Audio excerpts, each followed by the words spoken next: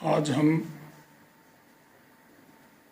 संसाधन एवं पर्यावरण भूगोल के अंतर्गत स्टॉक, संसाधन एवं रिजर्व अर्थात आरक्षित भंडार की संकल्पनाओं की चर्चा करेंगे। पृथ्वी के पर्यावरण में पाए जाने वाले सभी पदार्थ तत्व अपनी द्रव्यमान अथवा सहती एवं ऊर्जा सहित जैविक अथवा अजैविक स्वरूप सहित सकल स्टॉक का निर्माण करते हैं। पृथ्वी का सकल निर्माण करने वाले पदार्थों का भार 6.6 गुणा 10 की पावर 21 टन है। इस समस्त स्टॉक से ही पृथ्वी के विभिन्न उपयोगी संसाधन प्राप्त किए जाते हैं। स्टॉक अपने आप में अधिक विस्तृत संकल्पना है। स्टॉक के अंतर्गत विभिन्न संसाधन समाहित होते हैं।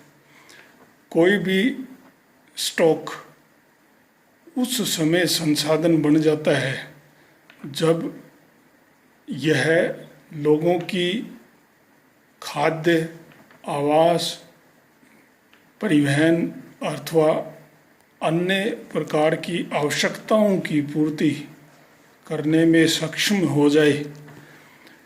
अर्थात जब स्टॉक का कोई पदार्थ अथवा हिस्सा मानव की आवश्यकताओं की पूर्ति करने वाला हो अथवा उपयोगी हो जाए तो उसे संसाधन कहा जाता है। स्टॉक की कोई वस्तु अथवा पदार्थ संसाधन भी बन सकता है और संसाधन फिर से स्टॉक में परिवर्तित हो सकता है। इसलिए स्टॉक से संसाधन अथवा संसाधन से स्टॉक आपस में उत्क्रमणीय अथवा प्रतिवर्ती स्वरूप वाली संबंध द्वारा जुड़े होते हैं। उदाहरणतः यूरेनियम के उपयोग को जानने से पूर्व यह मनुष्य के लिए एक स्टॉक मात्र था।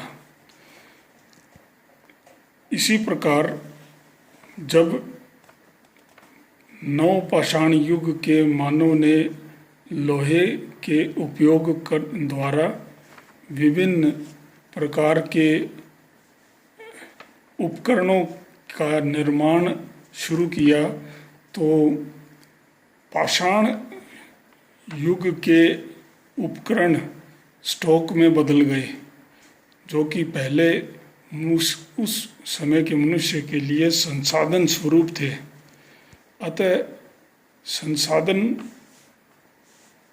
से स्टॉक और स्टॉक से संसाधन मनुष्य द्वारा उपयोगिता प्रदान किए जाने का ही परिणाम होते हैं। कोई पदार्थ वस्तु स्टॉक से संसाधन और संसाधन से स्टॉक में उत्क्रमणीय रूप से परिवर्तित होती रहती है। सकल मानवीय इतिहास इस प्रकार के परिवर्तनों से भरा पड़ा है। रिसोर्स या संसाधन स्टॉक का वह हिस्सा होते हैं जिनका उपयोग मानव अपने विशिष्ट तकनीकी, आर्थिक एवं सामाजिक दशाओं में करने में सक्षम होता है। मानव के लिए केवल वे तत्व अथवा पदार्थ अथवा विशेषताएं ही संसाधन होती हैं जो मानव को उपयोगिता प्रदान करती हैं। संसाधन की यह केंद्रीय विशेषता है। उपयोगिता अथवा अर्थात मानव की आवश्यकताओं की पूर्ति करने की क्षमता संसाधनों की सबसे बड़ी विशेषता होती है।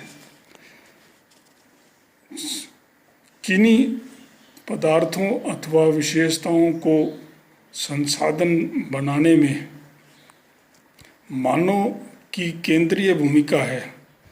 अगर कोई वस्तु, पदार्थ, विशेषता अथवा गुण मनुष्य के काम आ सकता है तो वह मनुष्य के लिए एक संसाधन बन जाता है। मानव की तकनीकी व सामाजिक आर्थिक दशाएं किसी वस्तु को संसाधन में परिवर्तित करती हैं। संसाधनों की विस्तृत विश्लेषण में हम इस पर आगे और प्रकाश डालेंगे। इस बिंदु में तीसरा महत्वपूर्ण संकल्पना रिजर्व अथवा आरक्षित भंडारों की है। रिजर्व अथवा आरक्षित भंडार किसी दिए गए तकनीकी एवं सामाजिक आर्थिक दशाओं में उपलब्ध संसाधनों का वह उपवर्ग होता है जो संसाधनों की संभावित उपयोगिता निर्धारित करता है।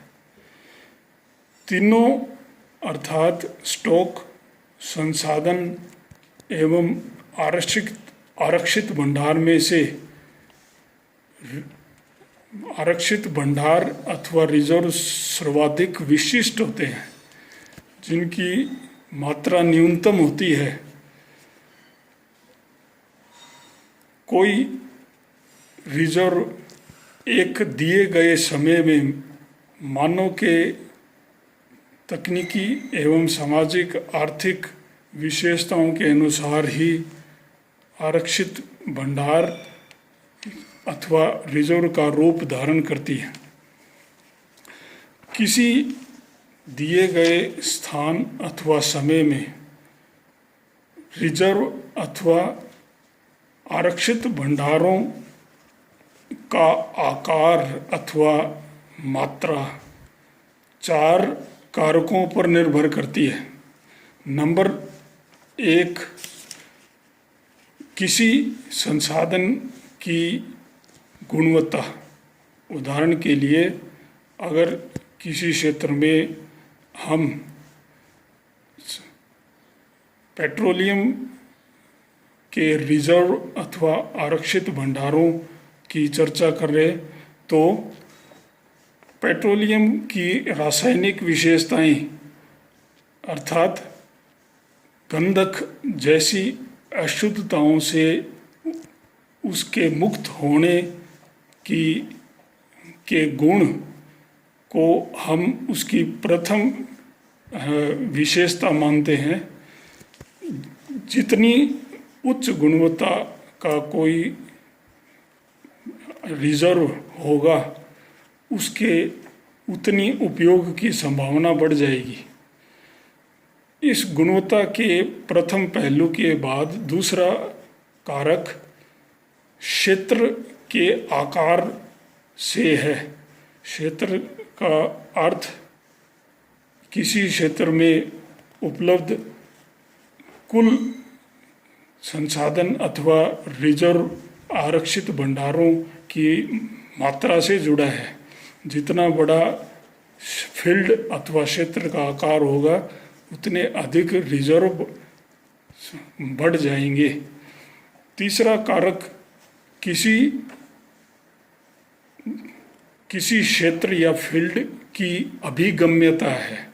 यह अभिगम्यता क्षैतिज एवं लंबवत या ऊर्ध्वाधर दोनों रूपों में देखी जा सकती है। क्षैतिज रूप में कोई संभावित खनन क्षेत्र मानव के बसावट के क्षेत्रों से कितनी दूर है, यह उसकी क्षैतिज अभिगम्यता को निर्धारित करता है। क्षैतिज अभिगम्यता परिवहन की लागतों से सीधे संबंधित होती है। दूसरा, अभिगम्यता का दूसरा पक्ष उसकी ऊर्ध्वाधर स्वरूप से है। ऊर्ध्वाधर स्वरूप अथवा पक्ष किसी संसाधन की उस गहराई से है जहाँ तक पहुँचने में विभिन्न भूगर्भिक बाधाएं प्रस्तुत हो सकती हैं। रिजर्व अथवा आरक्षित भंडारों की मात्रा के अनुमान में चौथा पक्ष उसकी सापेक्षिक मांग है, अथवा अर्थात कोई संभावित भंडार या रिजर्व का उत्पादन करने पर उसकी बाजार में मांग कितनी रहेगी। ये चार कारक किसी रिजर्व अथवा आरक्षित भंडार के कुल मात्रा अथवा के एस्टिमेट्स को, आकलन को निर्धारित या प्रभावित करते हैं।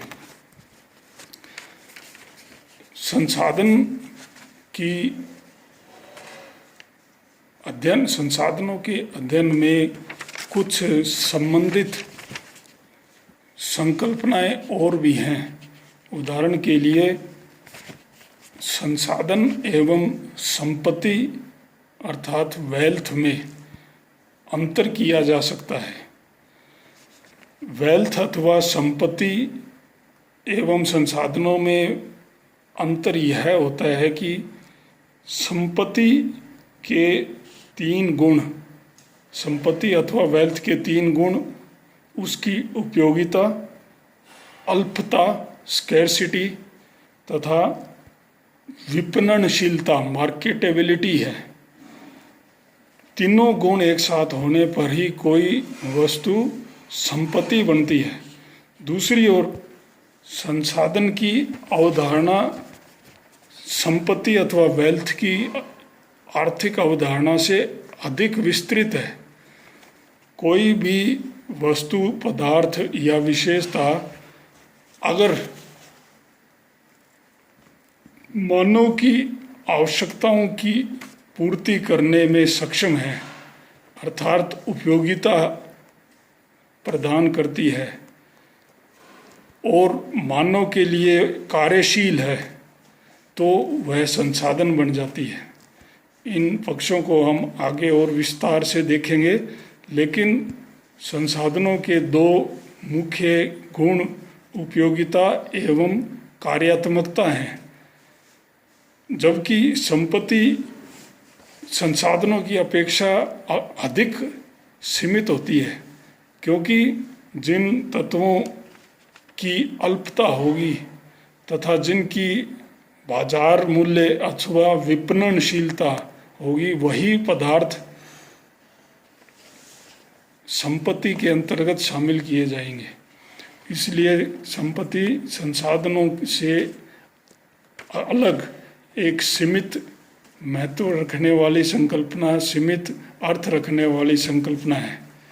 संसाधनों के संदर्भ में 2 अवधारणाएं और महत्वपूर्ण हैं, जिन्हें हम प्रतिरोध अथवा रेसिस्टेंस एवं उदासीन तत्व अर्थात न्यूट्रल स्टफ के रूप में जानते हैं।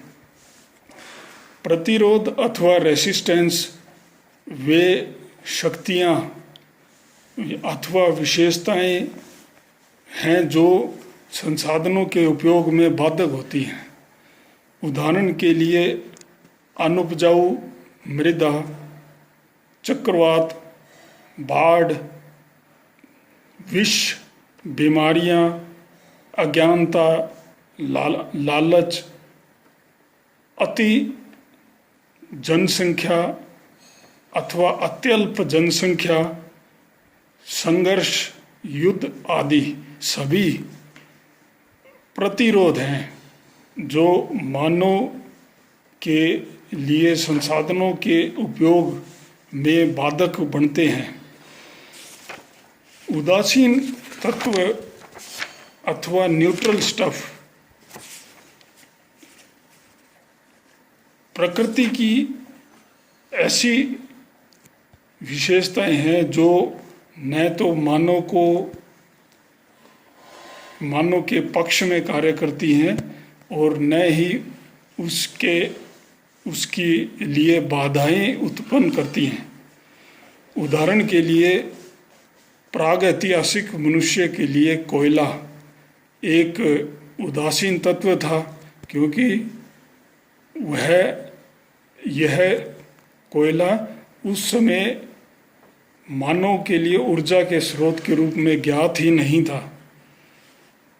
न्यूफाउंडलैंड द्वीप के तटों पर पाए जाने वाले काले पत्थर जो आयरन या लोहे के स्रोत हैं, वो भी अपने आप में उदासीन तत्व हैं, क्योंकि मानव उनका उपयोग नहीं कर रहा है।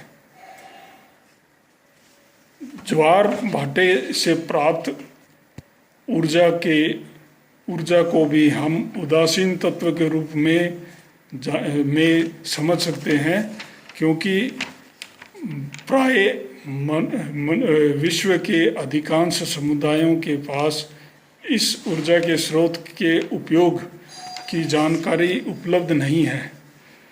जैसे जैसे संसाधनों का विकास होता है, वैसे वैसे प्रतिरोध अथवा रेसिस्टेंस की मात्रा, प्रतिरोधों अथवा रेसिस्टेंस की मात्रा घटती जाती है, उनका अनुपात, उनकी भूमिका घटती जाती है। जो समाज जितना अधिक विकसित होगा, उसके समक्ष प्रतिरोधों की संख्या घटती जाएगी एवं संसाधनों की मात्रा अथवा उनकी भूमिका में वृद्धि आती जाएगी। पिछड़े समाजों में प्रतिरोधों की भूमिका अधिक होती है और संसाधनों के विकास का स्तर अपेक्षाकृत कम पाया जाता है। इस प्रकार हमें स्टॉक, संसाधन और रिजर्व जैसी संकल्पनाओं का प्रयोग विशिष्ट अर्थों के साथ विशिष्ट संदर्भों में करने की आवश्यकता होती है।